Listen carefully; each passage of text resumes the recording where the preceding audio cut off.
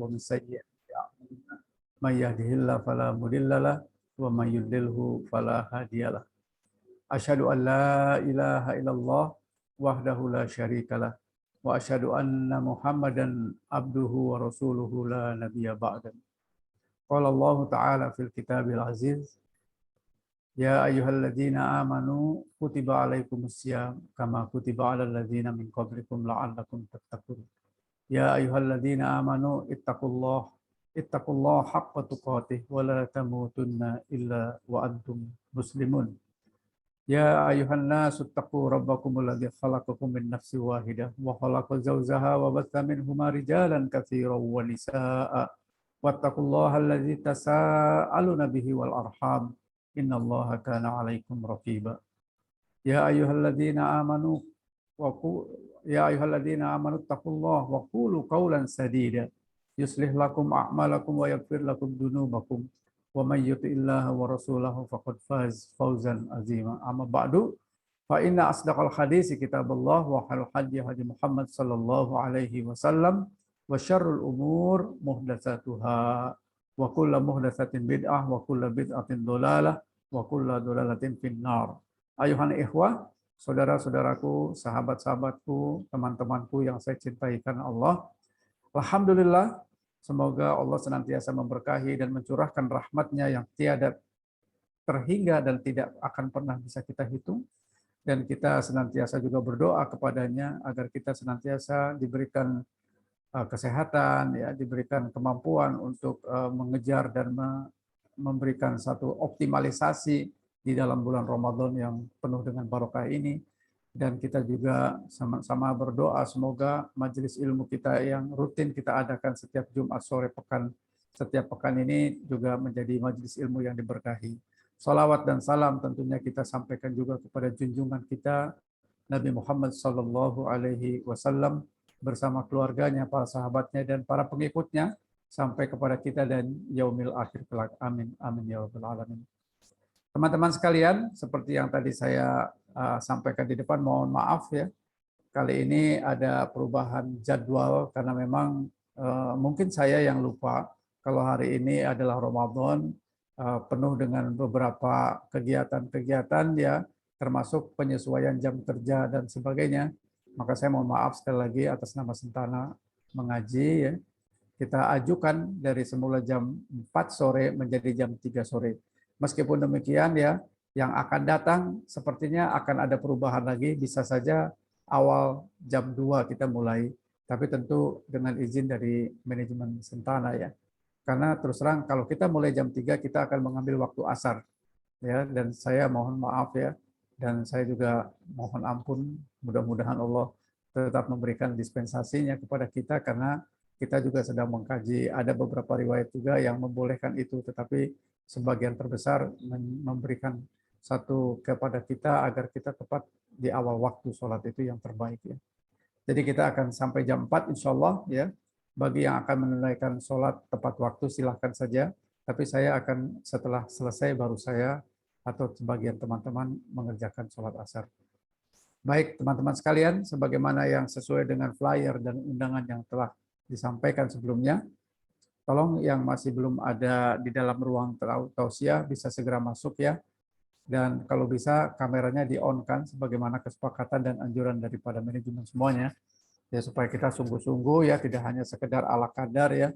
Ya kita mengkaji ilmu ini mempunyai satu tujuan, bukan sekedar hanya menggugurkan kewajiban, tetapi kita mempunyai keinginan agar memaknai tausiah ini untuk ya sebagai tambahan bekal ilmu kita untuk keselamatan dunia dan akhirat. Sekali lagi saya berharap kita semua menghormati apa-apa yang telah menjadi himbauan atau arahan dari manajemen untuk kita buka kamera kita ya, seperti itu. Baik teman-teman sekalian, hari ini kita insya Allah akan mengkaji beberapa ayat ya yang sangat luar biasa menurut hemat saya. Maka saya angkat sebagai tema atau topik kita pada hari ini, yaitu berkaitan dengan tadabbur ya, atau kajian ya, tadabbur, penghayatan, pemaknaan dari beberapa ayat dari surat Al-Kahfi yang biasa dibaca juga setiap hari Jumat atau malam Jumat ya. Meskipun hadisnya masih ada diperdebatkan belakangan ini tentang kesahihannya, tetapi tidak mengapa kita menjalankan apa yang sudah kita yakini. Yang jelas kita melakukan perbuatan baik, apalagi kita kerjakan itu di bulan Ramadan yang suci ini. Jadi ayat yang akan kita baca yaitu ayat ke-32 sampai ayat ke-46. Oleh karena banyak yang akan dibaca, maka saya tidak membacakan dalam bahasa Arabnya, tetapi saya langsung membacakan terjemahnya saja, kemudian kita ulas. Baik teman-teman sekalian, mulai dari ayat ke-32 surat ke-18 surat Al-Kahfi ayat ke-32. Dan berikanlah Muhammad kepada mereka sebuah perumpamaan, dua orang laki-laki yang seorang kafir, ya, yang tentu yang lainnya adalah yang beriman. Yang kafir ini kami berikan dua kebun anggur, dan kami kelilingi kedua kebun anggur tadi dengan pohon-pohon kurma, dan di antara keduanya kami buatkan ladang.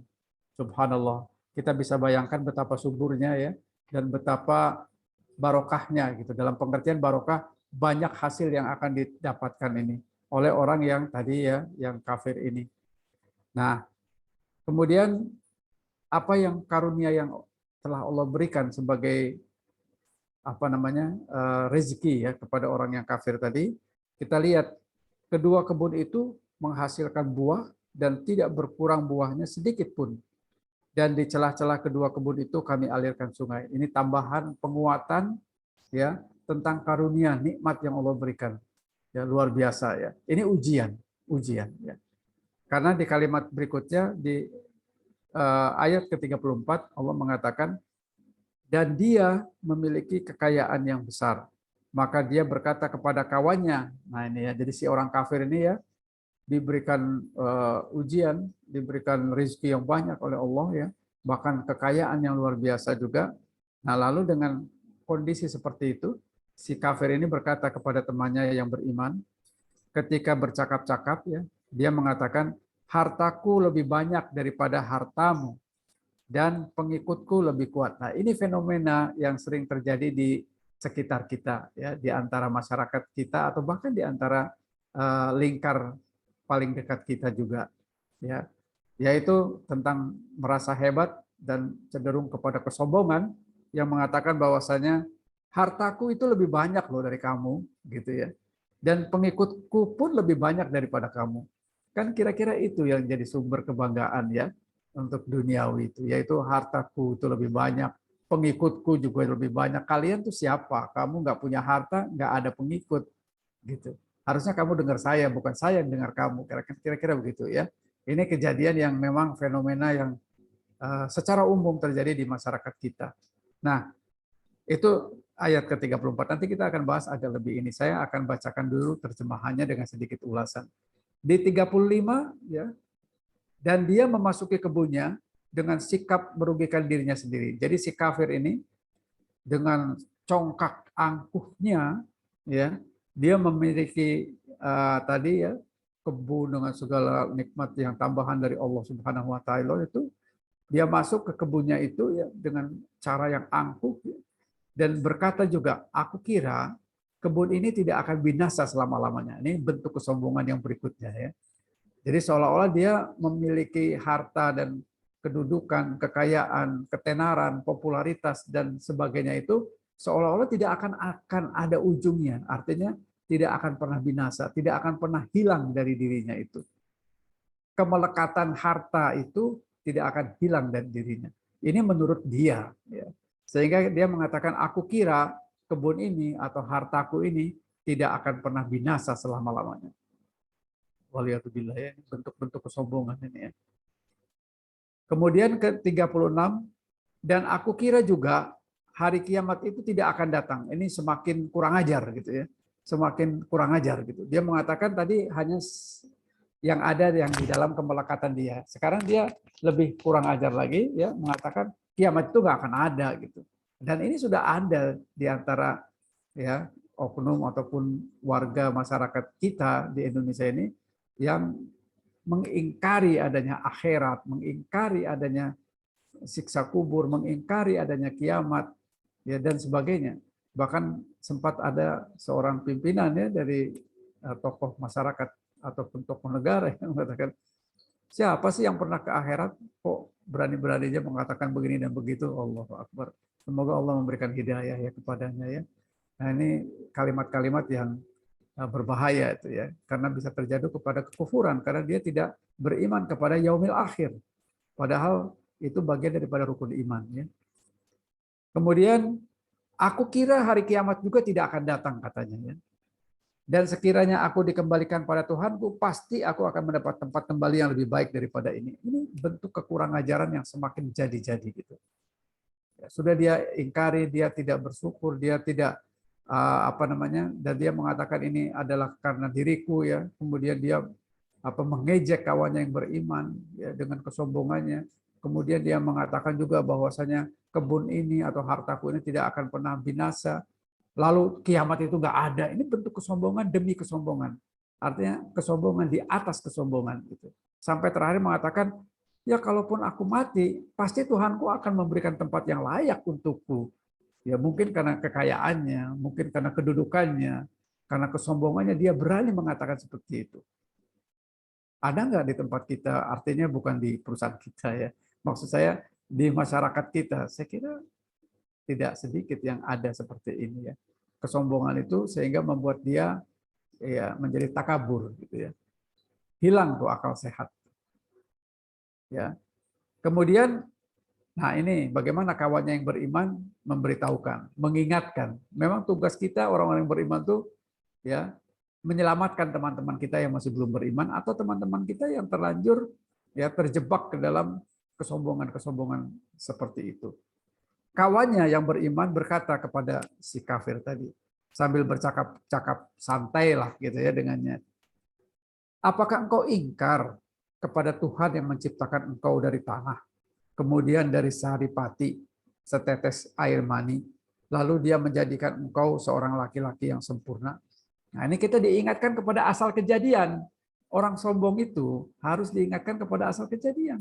Bahwasanya kita ini semula ini bisa tercipta itu dari saripati tanah yang dimanifestasikan oleh air yang hina, yaitu air mani yang kita pun jijik gitu ya. Itulah asal kita. Jangan sombong gitu. Kita ini diawali dari surat, bisa dilihat ya di surat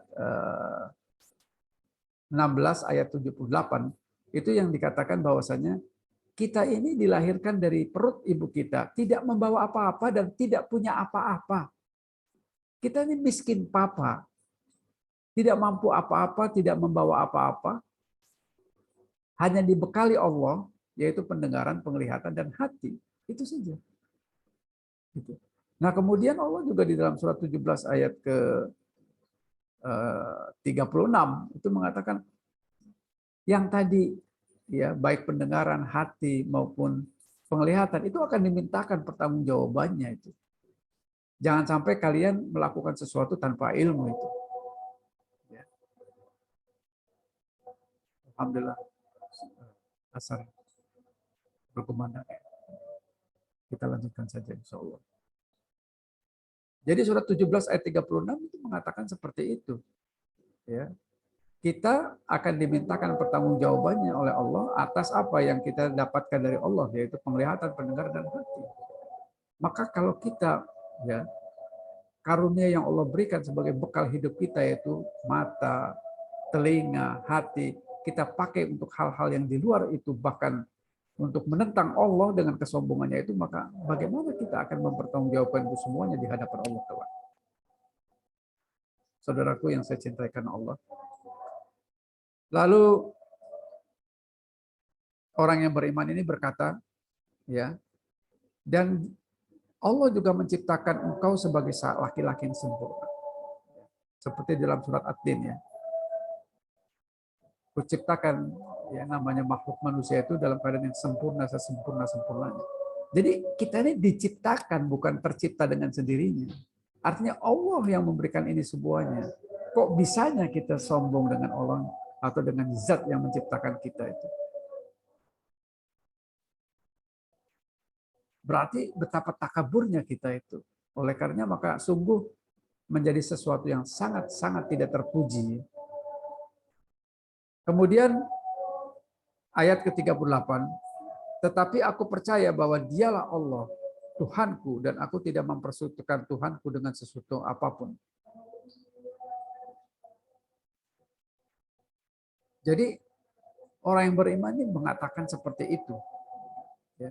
Bahwasanya dia meyakini bahwa Allah itu adalah penciptanya, dan Allah itu adalah yang memberikan segalanya, rezeki dan sebagainya.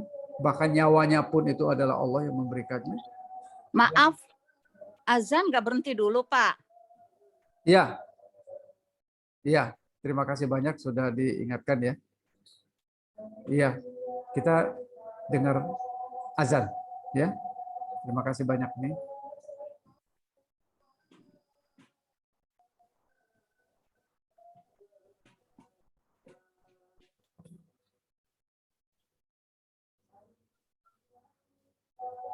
Kita jawab juga azannya ya.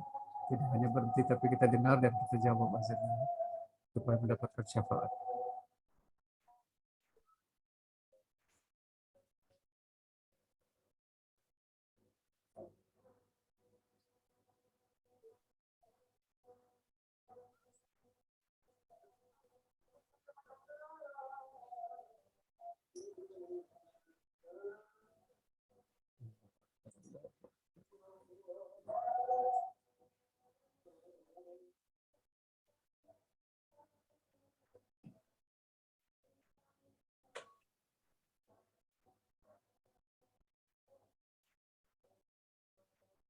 La ilaha illallah.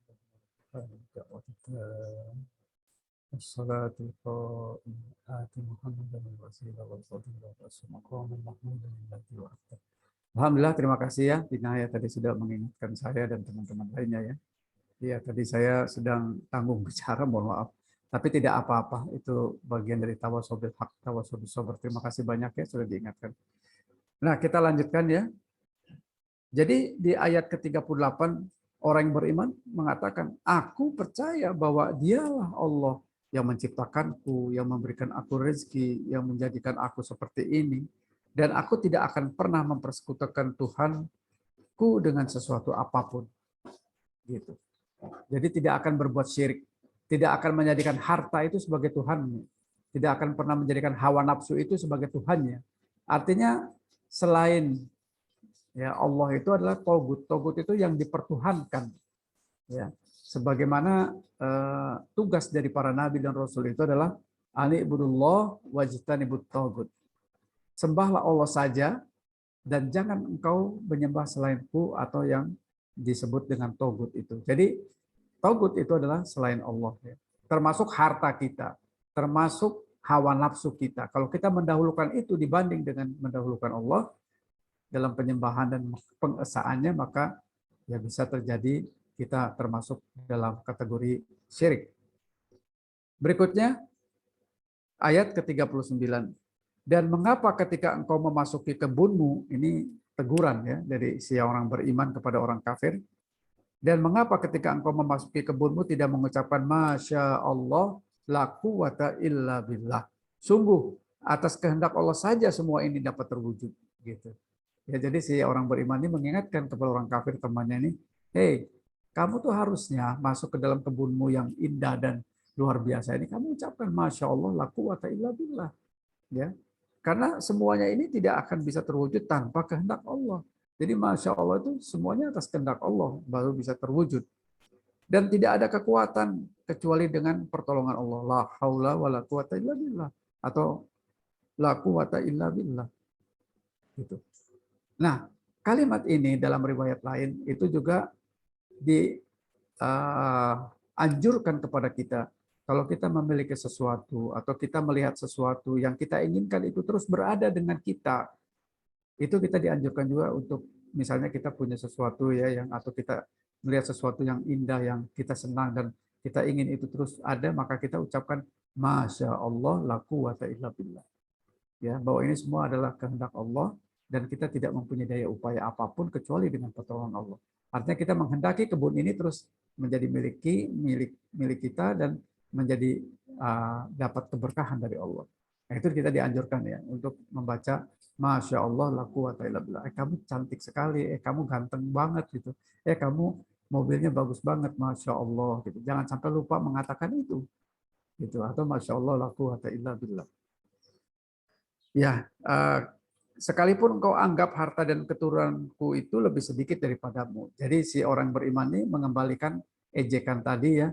Ya, meskipun kamu mengatakan aku ini lebih miskin darimu, aku ini sedikit keturunannya, sedikit pengikutnya, tetapi aku lebih beriman dan aku lebih meyakini Allah itu di atas segalanya. Ya. Dan sebaiknya kamu pun ya katakanlah bertaubatlah. Ya, dia mengingatkan kepada temannya ini. Lalu yang ke-40, maka mudah-mudahan Tuhanku akan memberikan kepadaku kebun yang lebih baik. Nah, ini doanya orang yang beriman. Maka mudah-mudahan Tuhanku akan memberikan kepadaku kebun yang lebih baik dari kebunmu.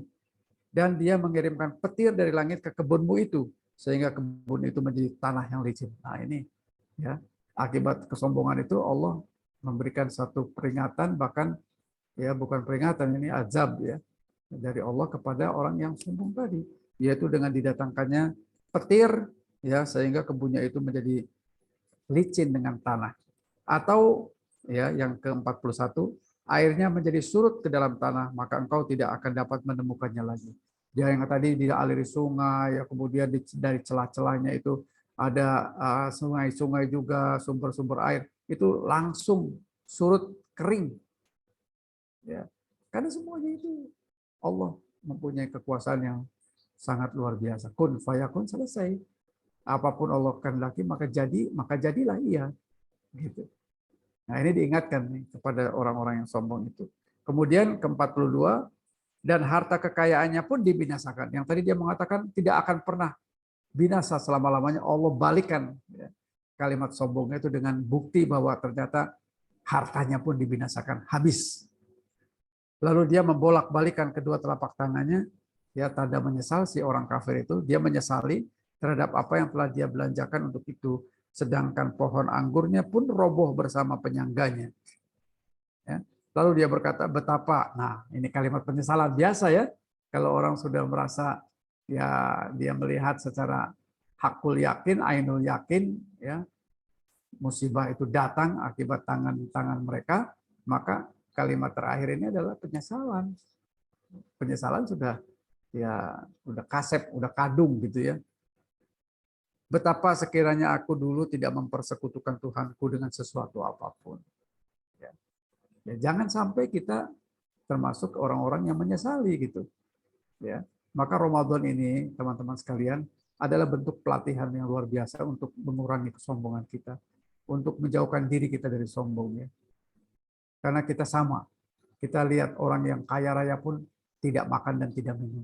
Orang yang miskin pun tidak makan dan tidak minum. Bahkan ada ibroh di sana untuk orang-orang kaya yang selama ini makan sampai foya-foya. Rasakan itu bagaimana orang-orang miskin yang kadang tidak makan satu hari. Atau makannya hanya sekali, dua kali. Nah itu ibrohnya. Jadi jangan sampai ya kalian mengejek ataupun menjadi orang yang sombong ya dengan cara seperti mengejek orang yang tadi kekurangan itu. Dengan merasakan betapa kita pun sama pada hari ini di bulan Ramadan, Allah memberikan pelatihan yang luar biasa agar kita jauh dari kesombongan. Kemudian 43, dan tidak ada lagi setelah dia menyesal, tidak ada lagi segolongan pun orang yang dapat menolongnya kecuali Allah saja. Tidak ada orang yang bisa menolong kita kecuali hanya Allah. Iya, karena nasta'in, ya, kita hanya minta pertolongan itu hanya kepada Allah. Jadi jangan sampai salah ya, karena ada bos kita yang begini begitu takut, lalu kita minta tolong kepada bos kita. Keliru, kita minta tolong kepada Allah. Allah yang akan membolak-balikan hati orang-orang itu supaya mencintai kita, supaya lembut hatinya kepada kita. Demikian. 44. Di sana pertolongan itu hanya dari Allah yang maha besar dan Allah yang maha benar. Dialah pemberi pahala terbaik dan pemberi balasan terbaik. Diingatkan bahwa segala sesuatu itu di tangan Allah. Ya, ala kulli syai'in qadir. Allah itu maha berkuasa atas segala sesuatu. Apapun, ya, tidak bisa kita bercakap-cakap seperti ini tanpa izin Allah. Lalu yang ke-45, dan buatkanlah untuk mereka manusia perumpamaan kehidupan dunia ini. Ibarat air hujan yang kami turunkan dari langit, seperti tadi ya, rezeki yang luar biasa, jor-joran ya, diberikan, seperti air hujan turun dari langit, sehingga menyuburkan tumbuh-tumbuhan yang tadi ya, kebun-kebun anggur dengan segala keindahan dan buah-buahannya. Kemudian tumbuh-tumbuhan itu tiba-tiba menjadi kering, seperti tadi datangnya petir dan airnya pun surut kering ya, dibinasakan semuanya ya, yang diterbangkan oleh angin, dan Allah Maha berkuasa atas segala sesuatu. Nah, ayat penutupnya ini indah sekali ya. Allah menyimpulkan dengan kalimat di ayat ke-46, yaitu bahwa sesungguhnya harta dan anak-anak itu adalah perhiasan kehidupan dunia. Ya, harta dan anak-anak itu adalah materi untuk dibangga-banggakan. Ya. Materi yang dibangga-banggakan. Ya. Sehingga itu sumber fitnah. Bahkan di surat At-Taghabun ayat 11 ya, ayat 14 dan ayat 15 tuh, hati-hati kalian terhadap anak-anak dan istri-istri kalian. Itu bisa saja mereka itu justru menjadi musuh bagi kalian. Dan kalian membangga-banggakan anak dan kekayaan serta harta kalian itu adalah semuanya adalah ujian bagi kalian. Itu di dalam surat At-Taghabun itu ya. Sehingga Allah mengatakan di sini, harta dan anak-anak adalah perhiasan kehidupan dunia, tetapi amal kebajikan yang terus-menerus adalah lebih baik di sisi Tuhanmu, serta lebih baik untuk menjadi harapan kita. Ya, jadi al-malu wal banun zinatul hayatid dunya wal baqiyatus shalihat khairun inda rabbika thawaba wa khairun amala. Ya.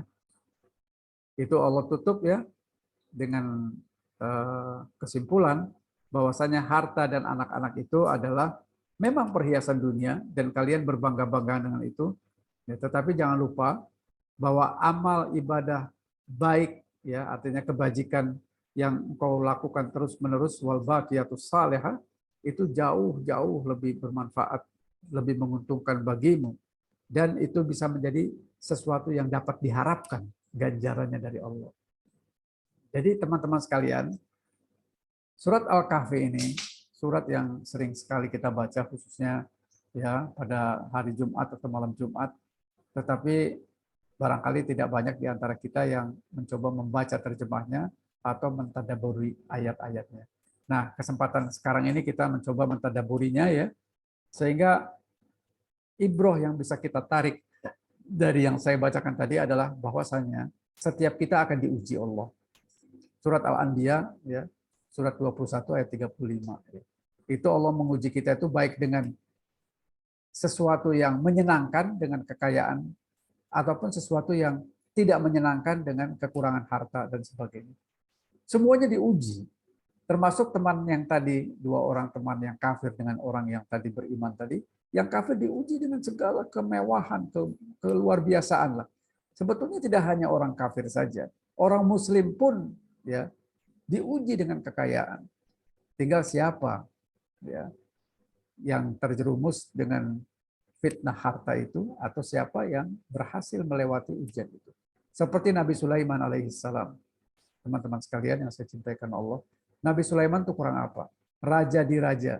Tidak ada yang akan melebihi daripada Nabi Sulaiman ya, dengan hartanya dan kekayaannya. Bahkan dia bisa bicara dengan jin, bisa bicara dengan binatang, bisa bicara dengan angin dan sebagainya. Luar biasa kekayaan luar biasa. Tapi apa kata Nabi Sulaiman? Hadza min indillah, hadza min fadli rabbi. Ini adalah semuanya itu adalah karunia dari Allah Tuhan. Nggak ada gitu.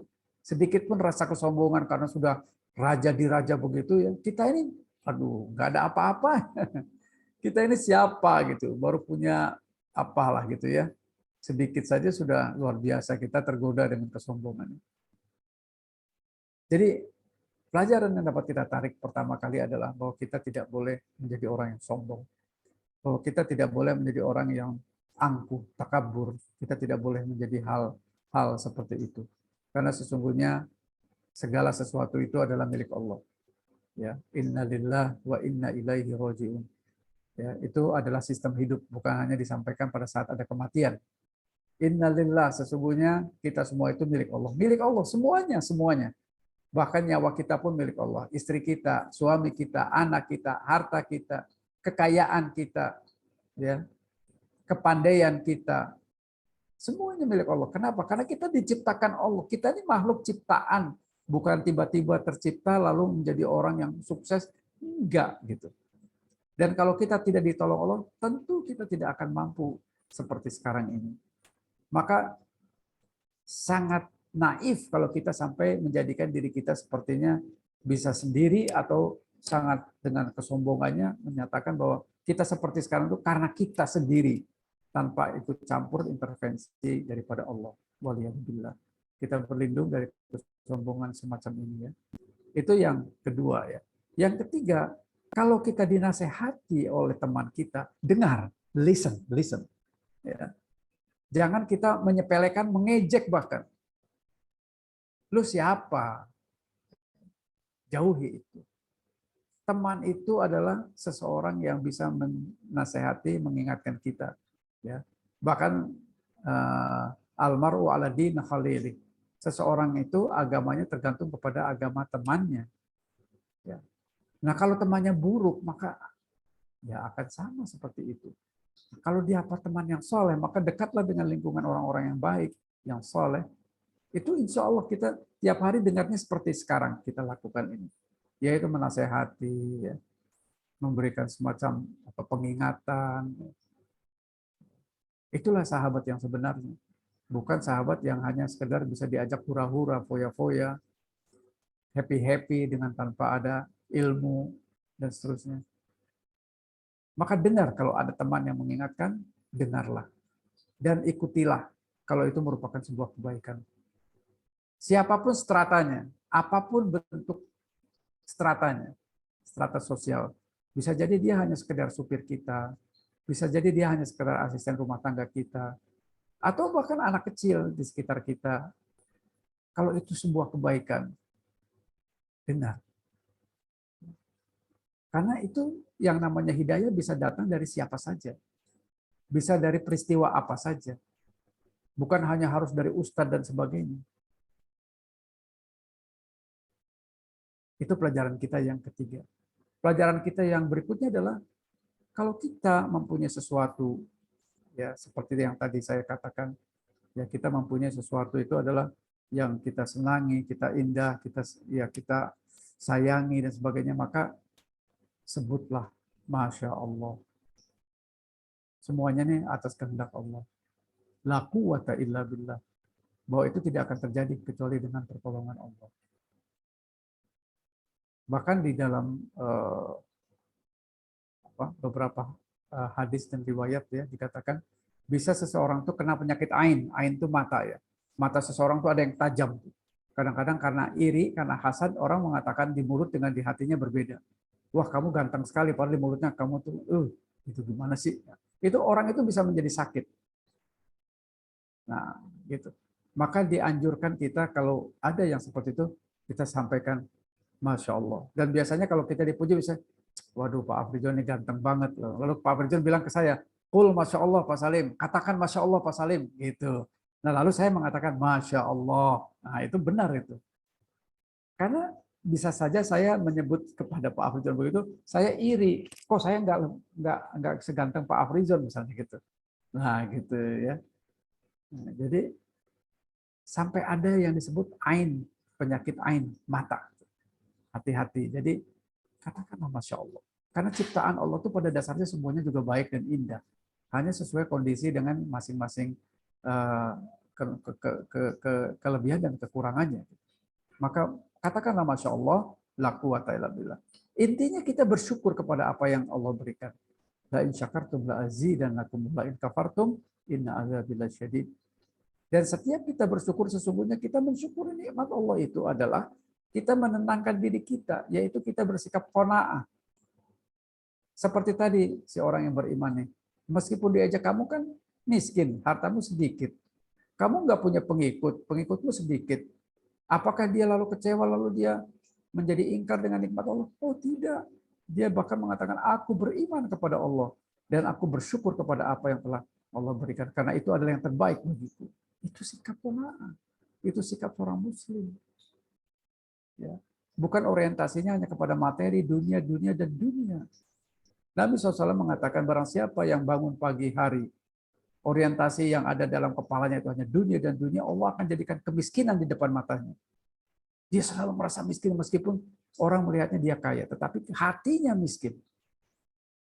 Tapi sebaliknya, barang siapa yang bangun dari tidurnya, lalu dia selalu bersyukur, ya, dan selalu mengacapkan alhamdulillah atas nikmat yang Allah berikan, maka Allah akan jadikan di hadapan matanya itu adalah kekayaan, dan dunia akan datang kepadanya dalam keadaan hina.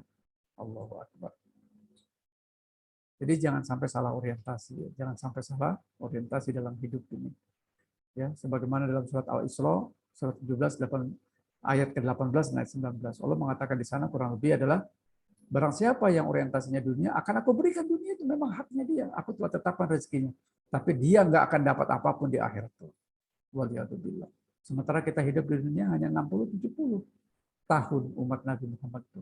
Dan kalaupun ada yang lebih dari itu, hanya sangat sedikit. Dan itu pun sebagiannya sudah merepotkan orang lain. Dan dia pun tidak bisa menikmati sesuatu sebagaimana pada saat mudanya. Saudaraku yang saya cintai karena Allah.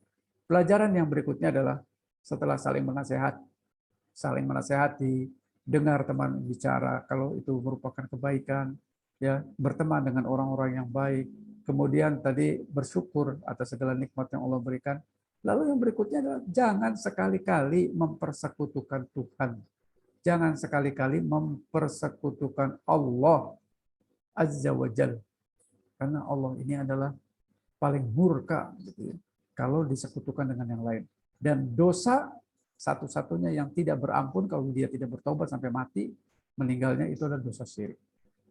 Surat Az-Zumar ayat 65, surat ke-39 65, ya, itu mengatakan bahwasanya barang siapa yang melakukan kesyirikan maka akan hapus seluruh amalnya. Seluruh amalnya. Kalau syiriknya syirik kecil seperti riya, ya, itu yang dihapus hanya amalan yang dia kerjakan yang dia riya itu. Tetapi kalau syirik besar, syirkun akbar, ya, menyekutukan Allah dengan kuburan, dengan orang mati, dengan itu syirkun akbar, minta-minta kepada selain Allah, syirkun akbar, itu akan dihapus seluruhnya. Haji kita, umroh kita, sodako kita, amal soleh kita, hapus bagaikan batu licin yang tadi telah disampaikan. Dan seperti debu yang berterbangan. Allahu Akbar. Maka berhati-hatilah. Berhati-hatilah. Jangan sampai kita tidak mau belajar ilmu. Karena dengan ilmu itu kita menjadikan diri kita ini terbuka untuk senantiasa berpikir. Bahwa kita ini merenunglah. Diciptakan Allah itu untuk apa sih gitu ya? Apa Allah menciptakan kita tuh iseng-iseng aja? Tentu tidak. Gitu. Allah menciptakan kita itu wa ma khalaqtul jinna wal insa illa liya'budun. Surat 51 ayat 56. Az-Zariyat ayat ke-56. Aku ciptakan, kata Allah. Allah mendeklarasikan tuh, aku ciptakan kalian nih, jin dan manusia, kecuali hanya untuk beribadah. Beribadah. Bukan untuk yang lain-lain. Pak, kalau gitu ibadah itu hanya sholat, puasa, nah itu bukan, itu ibadah-ibadah khusus, mahdhah, ibadah-ibadah ritual. Tapi ibadah itu seluruh mencakup hidup dan kehidupan kita, dari mulai kita tidur sampai bangun tidur sampai tidur lagi, semuanya bisa jadi ibadah. Jadi makna ibadah itu apa? Ibadah itu mempunyai makna adalah segala perbuatan, baik itu ucapan, tindakan maupun niat dalam hati yang dicintai dan diridhoi Allah, itu ibadah. Mandi bisa ibadah? Bisa. Niatkan itu karena Allah, jadilah ibadah. Tidur bisa jadi ibadah? Bisa. Tetapi yang dicintai. Kalau membunuh bisa jadi ibadah? Oh tentu tidak dong. Minum khamar jadi ibadah? Oh tidak, meskipun diniatkan untuk Allah. Karena itu bukan sesuatu yang dicintai dan diridhoi Allah. Maka untuk mengetahui apa yang dicintai, apa yang diridhoi Allah, belajar ilmu. Maka al-ilm qoblal qaul wal amal. Ilmu itu sebelum kita berucap dan sebelum kita berbuat. Lalu ilmu itu apa? Ilmu itu adalah qala Allah wa qala Rasul wa qala sahabat. Ilmu itu adalah apa-apa yang Allah telah berikan lengkap di dalam manual of life kita, dalam sistem hidup yang namanya dinul Islam itu dalam Al-Qur'anul Karim. Kemudian diterjemahkan oleh Nabi SAW dengan sunnah-sunnahnya. Kemudian dipraktekkan oleh para sahabat. Kenapa sahabat? Lihat surat 9 ayat 100. Ya. Bahwa sahabat itu muhajirin dan ansor dan orang-orang yang mengikuti mereka. Siapa muhajirin dan ansor? Sahabat. Maka Allah ridho kepada mereka, mereka pun ridho kepada Allah. Maka mereka gelarnya RA, bukan Raden Ajeng, tetapi radhiyallahu anhu. Dan kalau sudah diridhoi oleh Allah seperti itu, maka apa balasannya? Jannah, surga yang mengalir sungai-sungai di bawahnya. Allahu Akbar. Jadi kesuksesan yang sebenar-benarnya sukses itu masuk surga. Itulah orientasi hidup kita. Itulah tujuan akhir kita. The ultimate goals itu kita adalah surga. Bukan kaya raya tetapi tidak barokah. Bukan kaya raya tetapi gelisah. Bukan kaya raya lalu menjadikan kita seperti orang yang mengejar bayangan. Yang tidak akan pernah sampai. Alhaakumut takasur hatta zurtumul maqabir. Jangan kalian bermegah-megahan. Sehingga kalian sampai masuk ke dalam kubur baru kelar. Nabi SAW berulang kali mengatakan, manusia, anak Adam itu diberi 1 lembah emas. 1 lembah emas, bukan 1 kilogram, 1 ton, bukan. Kita aja 1 kilogram belum tentu punya. Ya. 1 lembah emas, dia akan minta lembah emas berikutnya. Dikasih 2, dia akan minta lagi.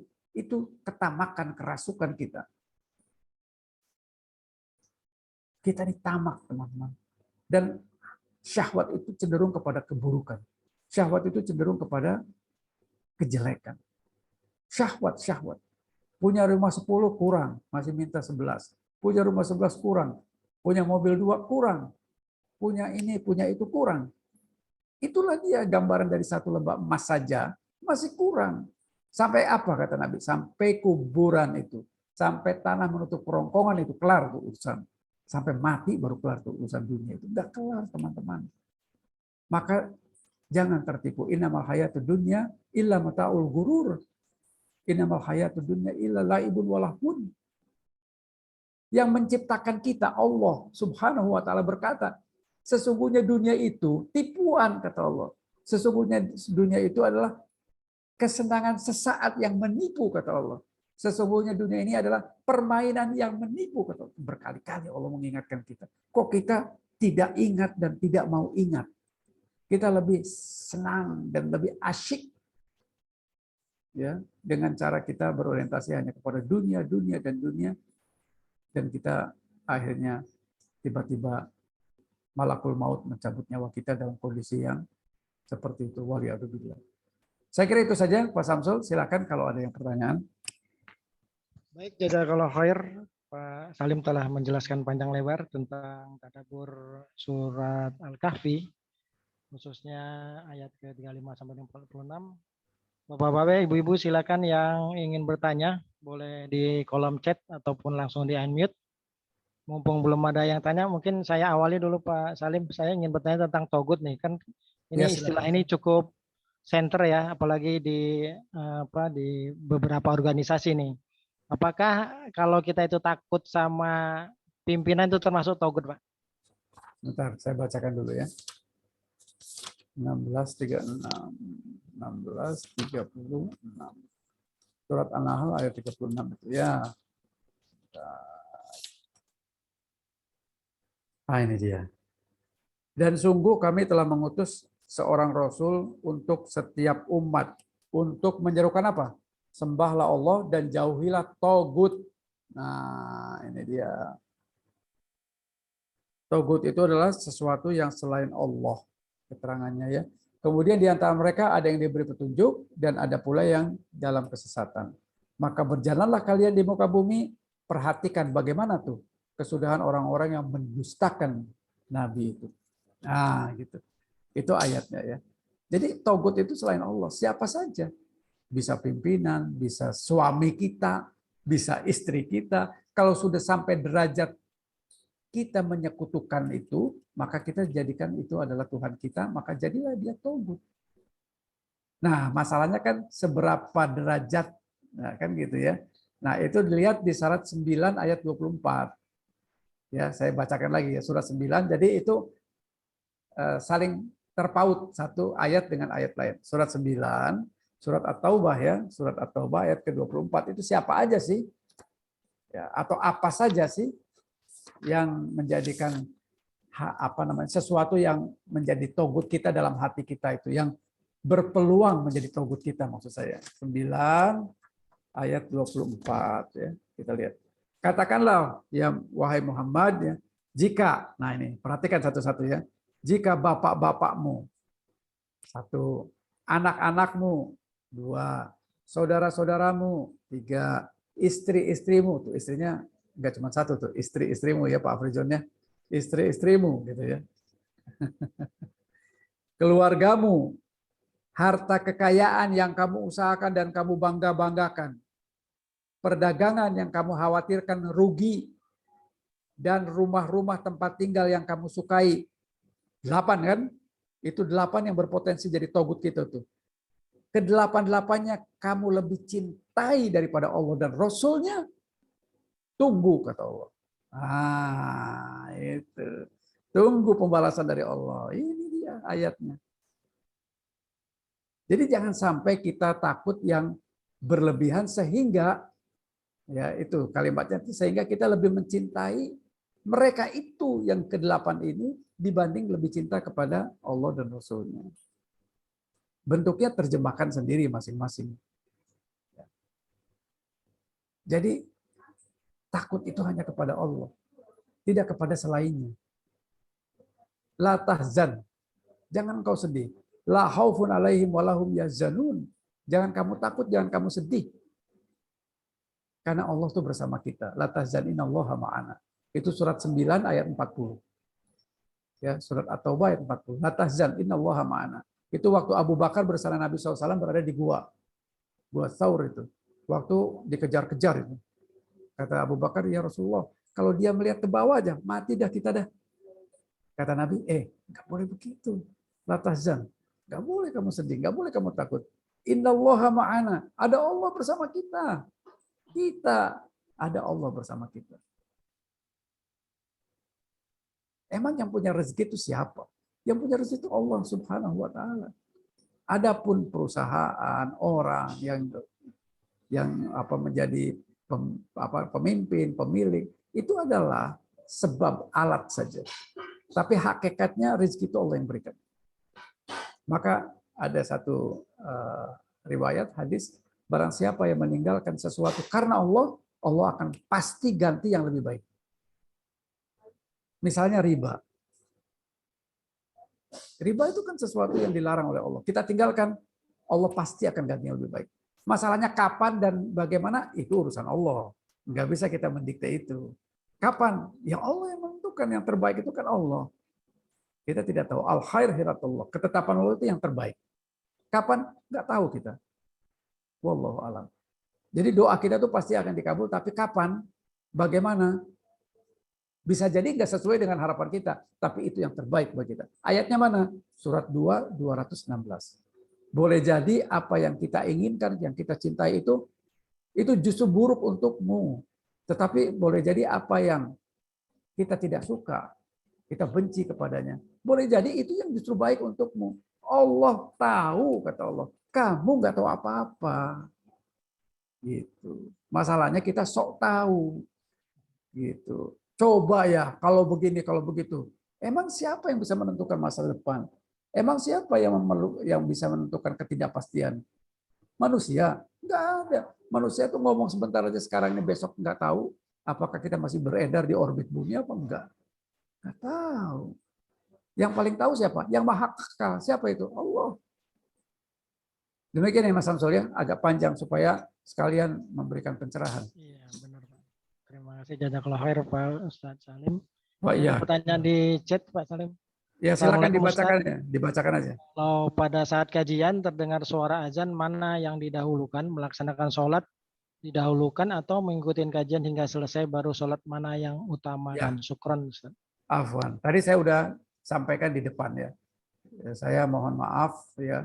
karena ini baru pertama kali kita atau baru kajian hari pertama di bulan Ramadan ya, sehingga kita ada kekeliruan di dalam setting waktu ya.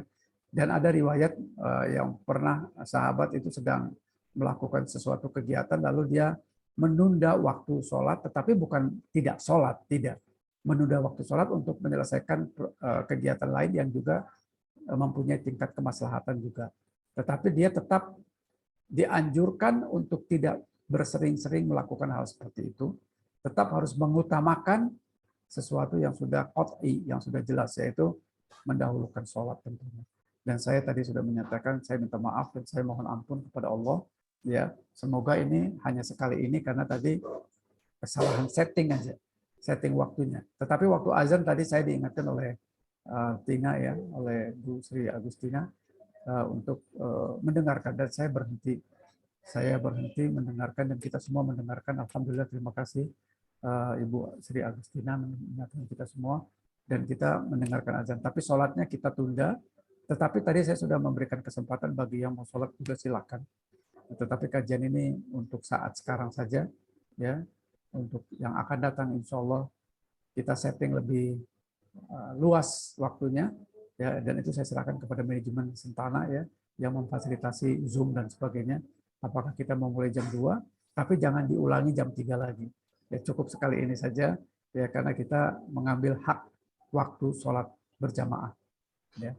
Ini sebuah kerugian bagi kita tentunya, tetapi semoga Allah ampuni kita karena kita ada hal lain yang juga pernah terjadi di masa sahabat juga seperti ini, ya, dan itu ada contoh, ada rujukan, tetapi tidak harus sering-sering kita lakukan atau usahakan manajemen waktu kita lebih baik. Saya mengucapkan terima kasih atas teguran ini dan itu benar. Terima kasih. Ada yang lain? Baik, ada yang ingin ditanyakan lagi, Bapak-bapak, Ibu-ibu, silakan. Pak Firjan udah unmute kayaknya. Ya, mohon izin Pak Samsul, Pak, saya mau tanya sedikit ini. Ya. Terima kasih Pak kesempatan ya. Jadi kepikiran, apakah sebuah kesombongan juga bagi kita Pak melarang misalnya umat lain itu mendirikan gerejanya gitu. Nah, karena itu kan marak sekarang nih Pak. Sementara yang setahu kita ya Pak ya, bahwa ada perjanjian misalnya perjanjian Najran bahwa Rasulullah itu bahwa dia bekerja melindungi mereka dan juga malahan dibolehkan kita menikahi wanitanya gitu Pak. Nah, apakah bukan sebuah kesombongan kita atau ada yang lain gitu?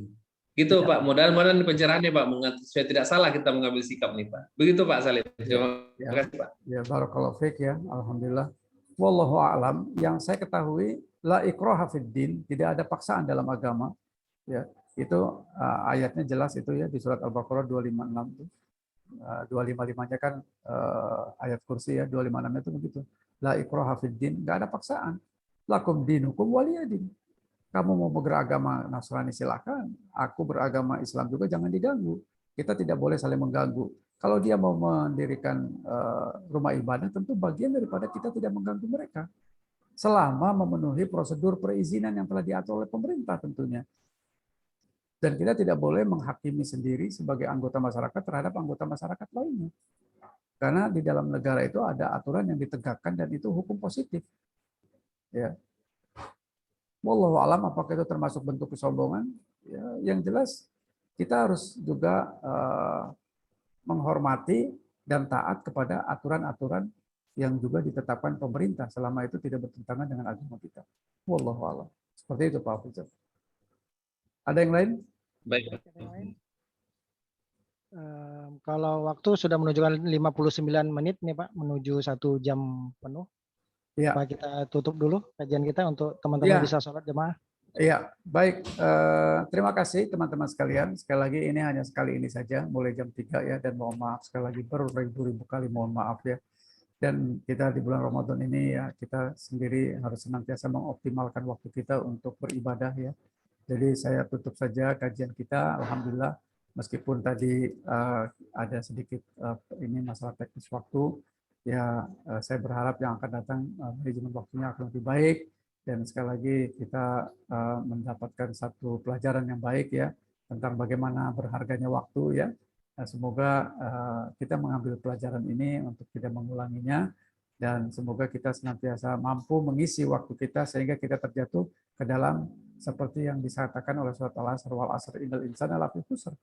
Jangan sampai kita termasuk orang-orang yang merugi dengan waktu itu, kecuali orang yang tadi beriman, beramal soleh, saling mengingatkan. Nah, tadi udah beberapa di antara teman-teman mengingatkan khususnya kepada diri saya, dan saya berterima kasih.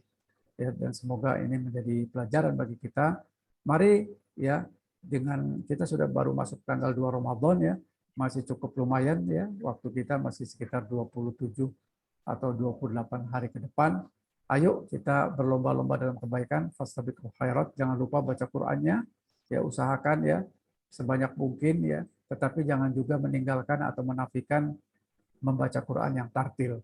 Bukan membaca banyak tetapi salah membaca, karena itu bukanlah yang dianjurkan. Yang dianjurkan adalah itu. Dan luruskan niat kita agar kita niat itu untuk ibadah, bukan untuk sombong-sombongan, untuk hebat-hebatan, tidak, tetapi kita dalam kaitan untuk meningkatkan takwa kita. Ya seperti ayatnya ya, kutiba alaikumusiyam ya kama kutiba alal ladzina min qablikum la'allakum tattaqun, agar kita menjadi orang-orang yang takwa. Barakallahu fikum ya, semoga kita bisa jumpa lagi Jumat pekan depan, mungkin jamnya jam 2 mungkin ya, tapi nanti ditentukan oleh manajemen ya. Dan kita semoga berdoa semoga Allah tetap memberikan rahmatnya, nikmatnya, panjang umur dengan penuh kesehatan ya, dengan penuh keberkahan ya.